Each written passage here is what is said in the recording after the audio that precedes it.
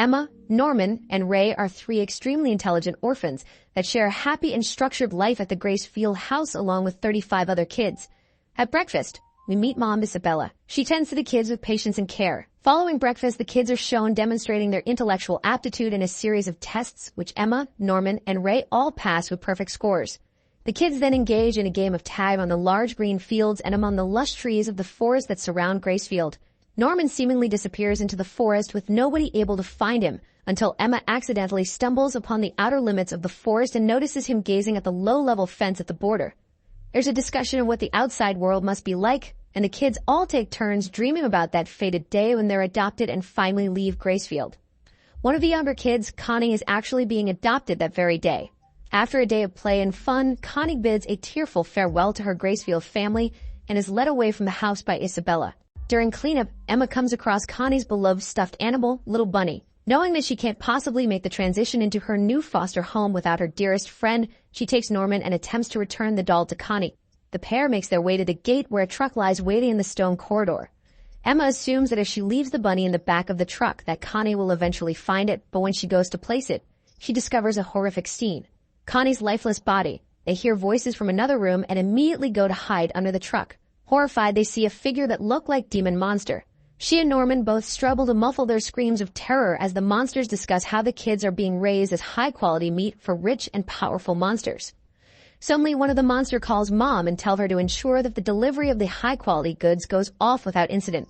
In a matter of moments, Emma and Norman's entire world has been shattered, revealing the terrible truth of their lives.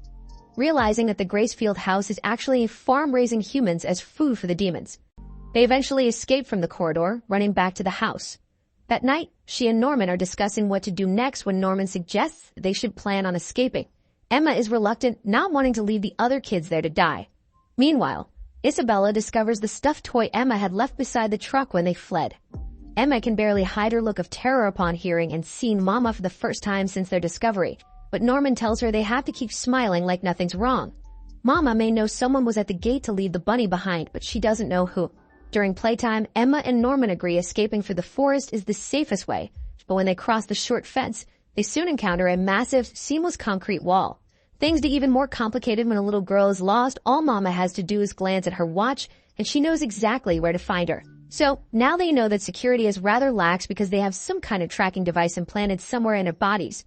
Back at the house, while having a private moment of grief for Connie, Mama suddenly appears before Emma, wondering why she's been less cheerful of late.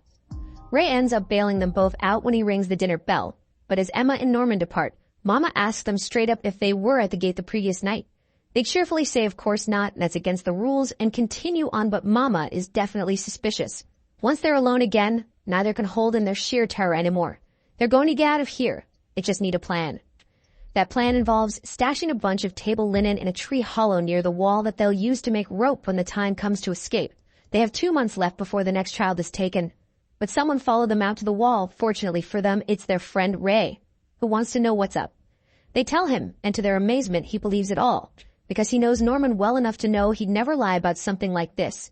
While Ray is willing to help them with the big escape plan, is a big problem with Emma's insistence that all 37 children will be escaping. Later, Isabella introduces a new infant named Carol and an adult helper named Sister Cronny. Cronny is already planning to take her boss place. Meanwhile, Emma, Norman, and Ray have just one more difficult variable to consider during their preparations for what's already looking like a hopeless escape plan. When told to think like the enemy and finding a place where a tracking device could be implanted, she inspects Carol, the newest addition to the farm, and finds a red bump behind her ear. They agree that it's too risky to attempt to destroy their ear trackers as it could trigger the alarm, so they focus on getting everyone out first. The trio decides to disguise the escape as a harmless game of tag.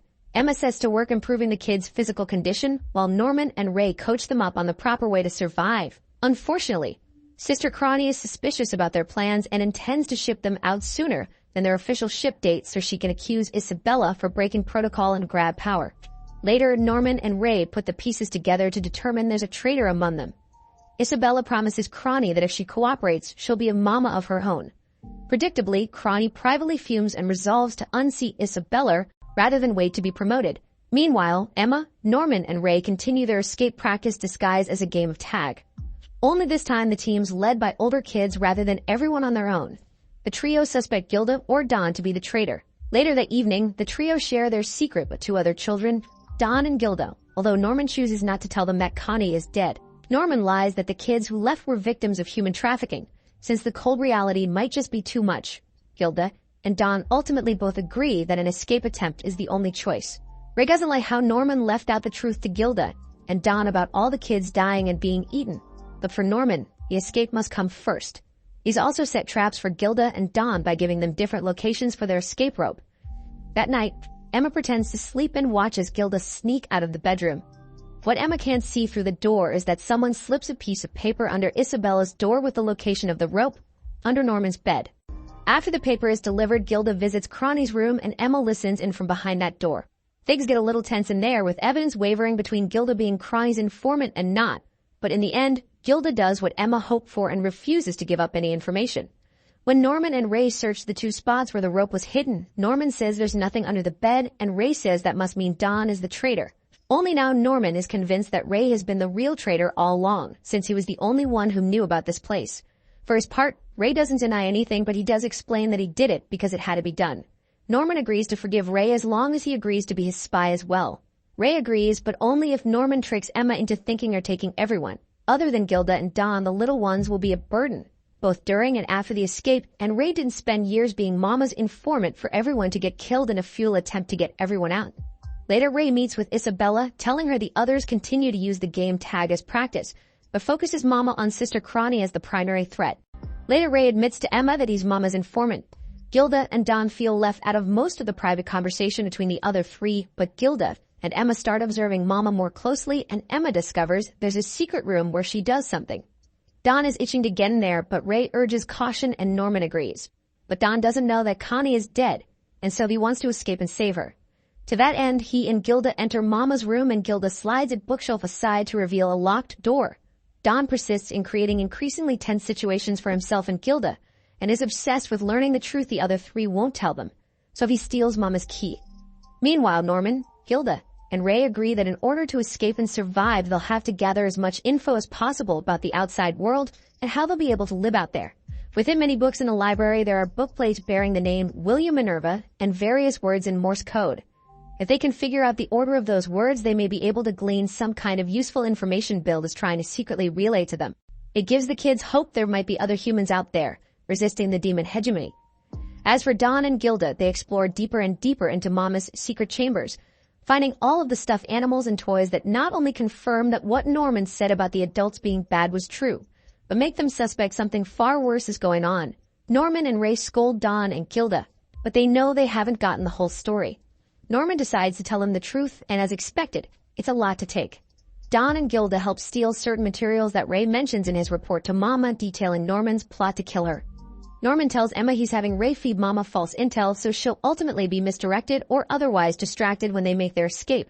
During his report, Ray also learns that when the monthly shipment occurs in January, he will be the one being shipped out. His time grows short. Only a week remains until the agreed-upon date of the escape, but the kids get a bit too careless in their open conspiring, and Sister Cronnie suddenly pops out from behind a tree to announce that she knows everything about what the five of them are plotting. However, she isn't angry, nor does she threaten them instead. She suggests they join forces against Mama. That night, Emma and Norman visit Cronnie and ask her a series of questions which she answers, but they also realize she knows more than she reveals. Meanwhile, Ray receives an instant camera from Isabella as a reward for his assistance. Later, Mama informs Cronnie that she has been appointed as mom for Plan 4 and has to leave immediately. When she presents her evidence to Grandma of the high-quality kids' escape plan, it's utterly shrugged off because the kids are still under control. Grandma then asks the demons to kill her. Isabella, calling out Ray's treachery, suddenly and unexpectedly terminates their arrangement, locks him in a room, and uses her tracking device to detect Norman and Emma. When Don and Gilda see Isabella leave the house, but no sign of Ray, Don races into the house, busts down the door and frees Ray, and the three of them head to Norman and Emma's location as quickly as they can. Mama encounters Norman and Emma and rejects their fake smiles, dropping the pretense that she's maintained for 10 years. She also makes a seemingly heartfelt plea for them to stop resisting and simply accept their fates. When Emma and Norman reject Isabella's ultimatum, Mama snaps her knee like a twig, then lovingly applies a splint and carries her back to the house. Later, Isabella informs a horrified Norman that his shipment date has been set. When Norman proposes, they proceed with the escape plan when Emma is healed, and without him, they reject it. They tell him to deactivate his tracker with the device Ray has just completed and hide out until Emma heals. Then they'll all escape together. Norman agrees to the plan, and the next morning, Norman executes his escape. After he attaches the rope, he holds it taut as he runs up the wall and manages to grab hold of the top ledge and hoist himself up. A vast forest unfolds in all directions on the other side. If they could get everyone into that forest, the adults would have a hard time to find them. When Mama finally notices Norman is not around, she checks his tracking device and her expression makes it clear it's not working. But to Emma and Ray's horror, she smiles and closes the device and Norman emerges from the forest. Only while atop the wall and looking over the other side could he discover the truth. There is a vast, deep cliff between the wall and the forested land of a distance they can't hope to overcome. Norman offers them a ray of hope by noting that the complex of farms or plants form a hexagon, one side of which is the HQ where there's a bridge across the cliff. But he won't be joining them and his mind won't be changed. The scene of Norman's goodbyes is rough. All the kids are either in tears or just barely holding back, but no one is suffering his impending departure more than Emma, who tries to give him the tracking device breaker. Before they part, Norman hands her back the tracker breaker and tells her not to give up. Norman and Mama walk to the gate. They reach the gate and Mama directs him to room to wait, and that's the last we see of him. Emma and Ray are gutted by Norman's loss. The two of them don't seem able to continue on, even with support from Don and Gilda. Ray tells them he's tired and doesn't care anymore. They can do what they like. Both the little kids and Mama take note of Emma's constantly depressed state. Time passes and Ray's shipment date arrives. Emma wakes up and finds him in the chapel. It's there where both of them reveal that they've been acting around Mama, making Mama thinking they really did give up. Ray discussed with Emma on how burning the house down is the best way for them to make their escape. The former then showed Emma all the oil cans he had hidden over the past 3 years, as he proceeded to dump oil all over himself, scaring the wits out of Emma. Ray explained how he has been waiting for the day for him to end his life, as it would serve as a distraction for Isabella to rescue him whilst Emma and the other orphans can make their escape. As the clock chimes midnight, the now 12-year-old Ray ignited a fire. Emma hastily ran towards Ray. Soon after, a loud scream could be heard. Isabella went after the commotion as she saw Emma lying on the ground, devastatingly calling out Ray's name. Isabella checked her radar and noticed how Ray is indeed inside the burning fire. The former attempted to extinguish the fire, hoping that she would still retrieve Ray's brain. When Isabella ordered Emma to escape, she turned around and noticed how she already disappeared. Isabella used her radar once again and tried to look for Emma, only to pick up the signal of Emma's transmitter from her severed ear in the bathroom. Emma joins the other orphans in the forest. Don enlightened Ray on how Gilda and Emma had been getting the older orphans into the escape plan. Ray recalled how Emma prevented him from burning and killing himself and slapped him. Toma and Lanny came into the cafeteria and had wrapped meat and Anna's cut hair in Ray's clothes as a decoy. Emma revealed to Ray how months earlier, Norman told Emma of Ray's plan to burn himself and prepared a counterplan for her, which meant that they were already prepared to escape. As the orphans later evacuated the house, Isabella managed to get the communication device. As she stood outside the house, staring at it as it burns to the ground, Isabella started to laugh, as she happily states how she will catch them all of the orphans back. Before Isabella can make her move, Phil appeared behind her as he tugged her dress. The latter was shocked to see the child's presence. As the kids begin their ascent up the wall, Emma informs Ray of a change in her plans. Rather than rescue everyone tonight, she's leaving all the little ones forward and under behind, and is committed to coming back for them and everyone else in the other plans before their various shipping dates arrive. That's why little Phil is with Mama as the house burns. Turns out Phil isn't on it, and even though he's only 4, he now understands what it means that Norman, Connie, and the others were harvested. Emma leaves him in charge and telling him to be ready for when she returns. There's another wrinkle in the plan for which Ray was kept in the dark, which meant Mama was kept in the dark. They don't use the very obvious bridge to cross the cliff. Instead, Don heaves a stone across a narrower portion of the cliff, and the rope wraps successfully across a tree. He ziplines across, secures the other end of the rope, and secures the second and third that kids use water rockets to launch across. Phil also succeeds in distracting Mama just long enough so when she sounds the alarm, the monsters go to the bridge, and when she realizes they're not at the bridge, she doesn't get to their location until Emma is the last person who hasn't made the crossing. Emma flashes one last defiant look at her former Mama and says goodbye before ziplining across. In her moment of defeat, we learn that Ray is Isabella's son. In the end, Mama seems to be proud that her beloved children outwitted her. Now that they're beyond the wall and cliff, she wishes them good fortune. Emma, Ray, and the other Gracefield children begin their journey to find a safe place to live. Upon further examination of the pen, Ray shows everyone the hidden Morse code. Upon pressing the screen, Gilda enters the password needed for the screen that displays a note left by Minerva, guiding them to the location they need to head to. Everyone says it's thanks to Norman leaving them the pen that they'll be able to head to their safe haven. Meanwhile, demons who were sent out to track down Grace Field's missing livestock are on the lookout for the children. As the night carries on, the children continue to make their way until they're stopped in their tracks by a wild demon who chases them throughout the forest. Dawn and Gilda make the signal for their groups to split into two while Emma and Ray run behind the group. The wild demon is caught on an arching tree branch, striking it and confusing it for a short amount of time. As the trio catches their breath after escaping from the monster, they stumble upon a trap called the Snakes of Alapinera, where falling into them means never getting back out. Ray then decides to make it his goal to get the demon to follow him where he'll trap it in the vines.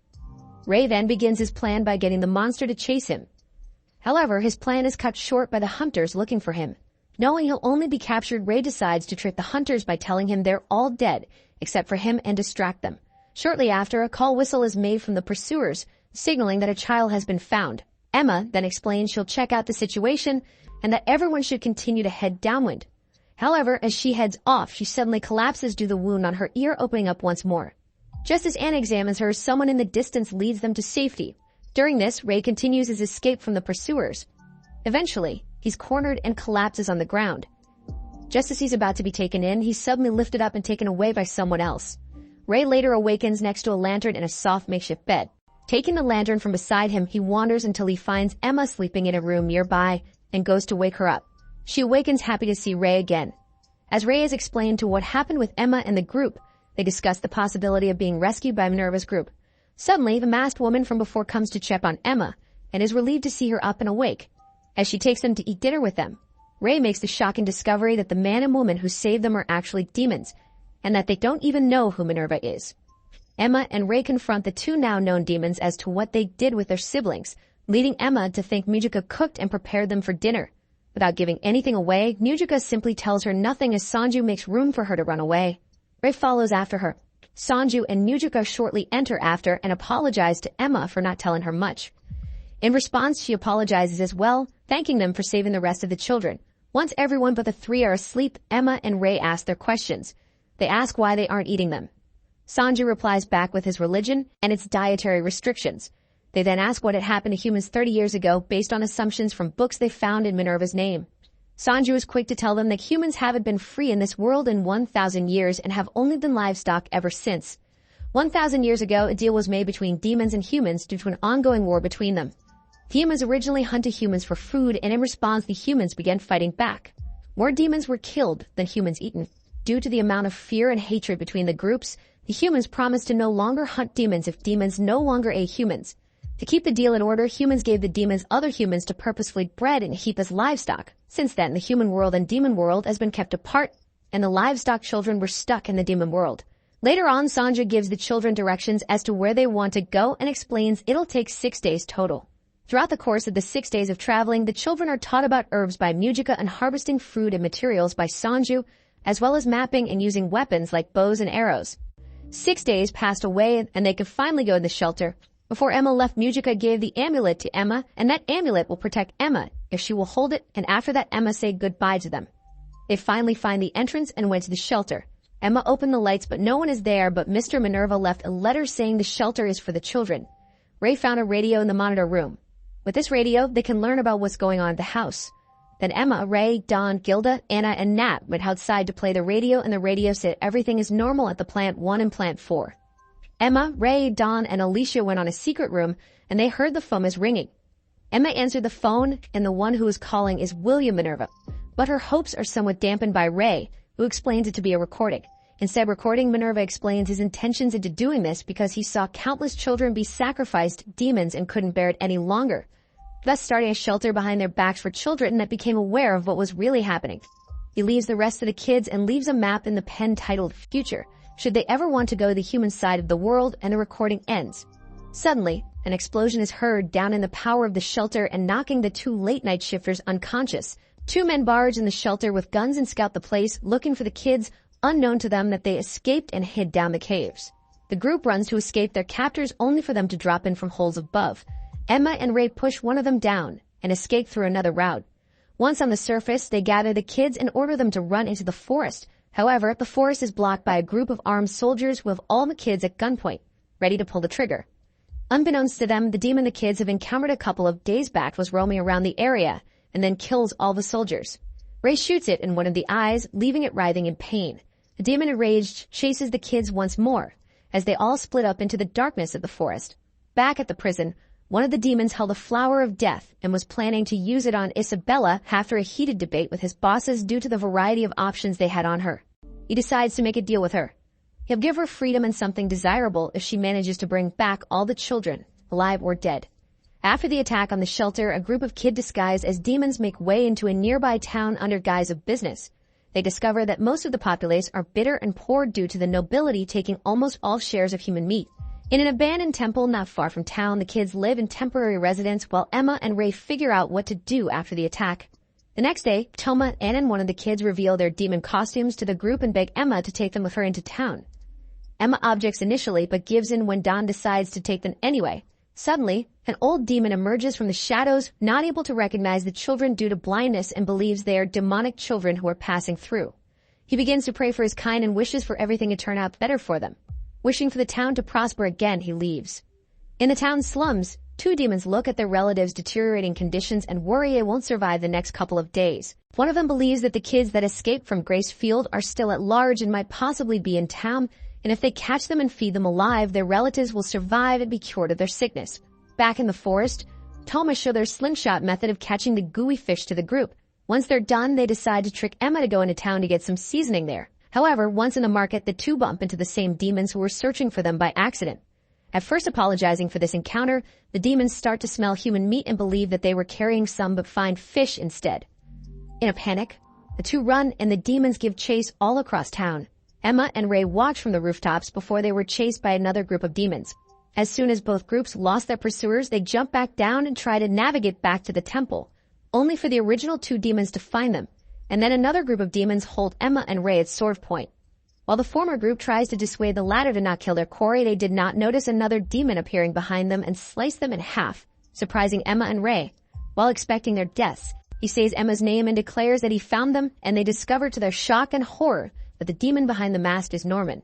Back at the ruins, Dawn, Gilda, and the others are all shocked at seeing Norman in front of them. Norman explains that he was taken to a lab called Lambda instead of just being sacrificed.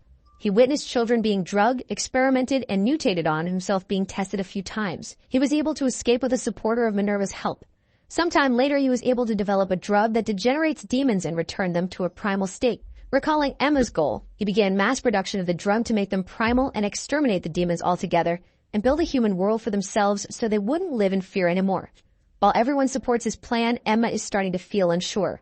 Emma confesses she doesn't want to kill demons, as it would make them no better than the demons in the first place.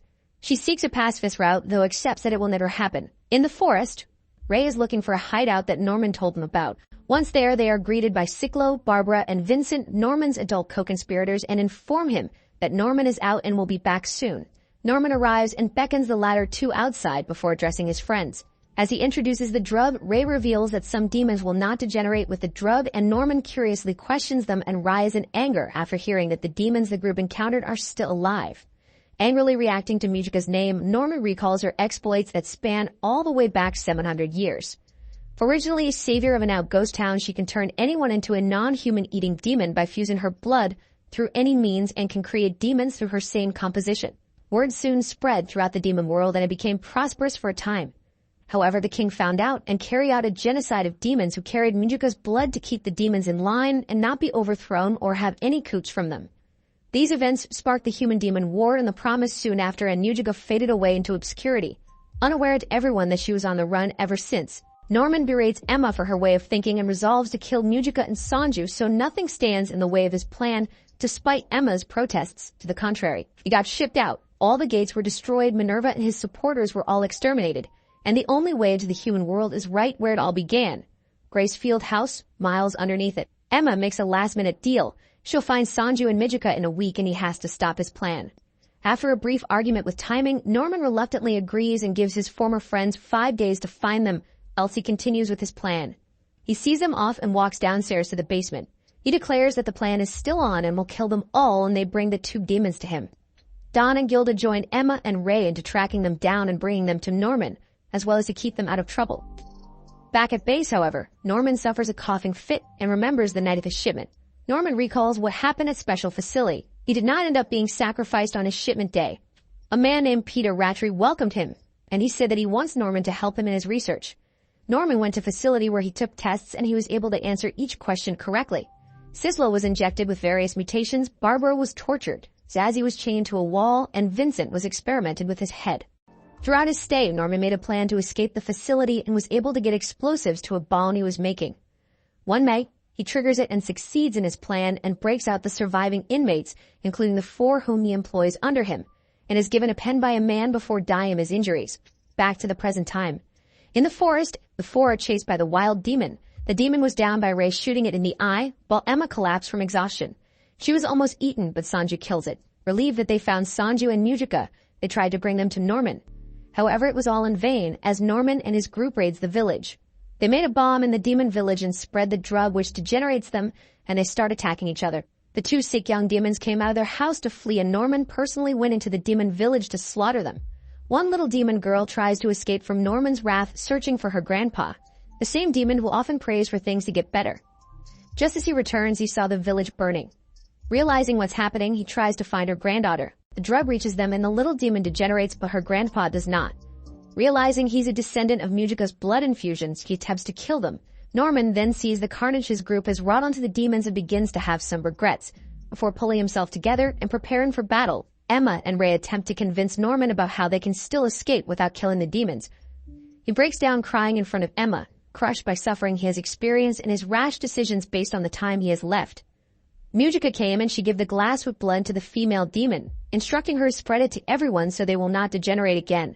Barbara tries to kill the demon, but she sees herself in them and suffers a migraine due to it. Zazie charges at the demon, but Norman tells him to stop. Barbara regains her composure and replies Norman is more important than revenge. Mujika saw the 2 young demons and she gave the glass filled with blood to them before heading back to the temple. Once there, Toma and Lanyon ran over to Ray in a panic and informed him that Phil and others are about to be shipped out. Unaware to them, it was a trap set up by Rattray and his newest grandma, Isabella. Rattray explains his plan to expand the Lambda drum-based development to other farms, demolishing the need for high-class farms such as Grace Field. The demon agrees to the plan, but makes Rattray keep some of the farms open so they can provide to the commoners. Norman realizes that they are planning to shift to Lambda-style farms sooner than expected, and Emma desperately tries to make a plan to rescue Phil and his group, despite Ray's suspicions that it's a trap. The little demon girl gives a piece of the promised pen to Emma. The pen displayed blueprints of the inside and outside of Gracefield houses, showing the gate to the human world as well as a recipe for a cure of all the side effects due to the drugs that were used on Norman and his other friends. Emma, Ray, Norman, and the other children decide to go back to Gracefield in order to save Phil and the others. However, while everyone is sleeping, Vincent is seen making a radio call to Gracefield with Isabella picking up on the other side. Emma, Ray, and Norman plan a break-in into Gracefield to rescue Phil and 119 more children along with him. They plan to launch hot air balloons and drop a demon-killing drug on the farms. However, Vincent ratting out the information to Peter Rattray's base, allowing Isabella to update her security to handle the raid. Intending on capturing Norman and killing everyone else, Rattray gives the operation a green light. Meanwhile, Phil, Simon, and other children from the farm are instructed to get ready to be shipped out. Soon after, the children from Lambda begin infiltrating Gracefields via hot air balloons. However, the hot air balloons were decoys planted to explode on impact with the ground, allowing Sanju and Norman's co-conspirators to attack and kill them from above. They manage to get inside and attack the demons they see there with smoke bombs. Vincent hacks into the network and taunts Rattray for falling for the trap, and the demons watch Emma sabotage the CCTV system. Once the lights were shut down, Geronimo leads the children to the elevator while Phil distracts the women with the suitcases, causing them to trip and miss catching the children.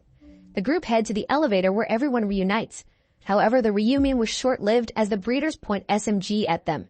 Isabella tauntingly welcomes the children back. Rattray takes in the defeat of the children and asks them to stand down and surrender. As Rattray is about to kill Emma, Isabella turns on Rattray and points her gun at his back, everyone following her lead. Despite being outnumbered and outgunned, Rattray still believes he is safe and already won due to backup coming. However, the backup was dispatched by civilians of the demon town along with Mujika, Sanju, and Vilk in an uprising against the farms. Vilk breaks into the elevator chamber and declares war on Rattray after enduring centuries of starvation and oppression by the ruling demons and humans. As Isabella is about to kill Rattray, he pulled out a knife and ended his life, regretting the murder of his brother, who is none other than William Minerva. With Rattray dead, the Gracefield residents are able to go to the human world at last. which takes the elevator down to a tree-like door marked with the Owl of Minerva. They stick the pen into one of the owl's eye when the door opens, and they walk into the unknown void. As they disappear, Emma, Ray, and Norman reveal that they are staying in the demon world. Norman's co-conspirators join up as they want to rescue their comrades left behind. Dom and Gilda end up going to the human world in order to help care for the younger children alongside Isabella. The doors begin to close, and Phil runs out to hug Emma one last time, promising to come and get them should they take too long. They end up in New York City, where they are helped by the people there, despite the humans in the demon world's claims to the contrary. The children finally get to wear normal clothes, go to school, and live their lives as regular children. Back in the demon world, everyone else crosses along barren wastelands and mountain ranges, meet children from what appear to be other farms, and save them. They finally arrive at the capital after passing a war-ravaged battlefield, and Nujika is able to share her blood with other demons and gets praised for her efforts. Back in the human world, many years have passed and all the children have grown. At the outskirts of New York, Phil reunites with Emma for the last time, having succeeded in her mission.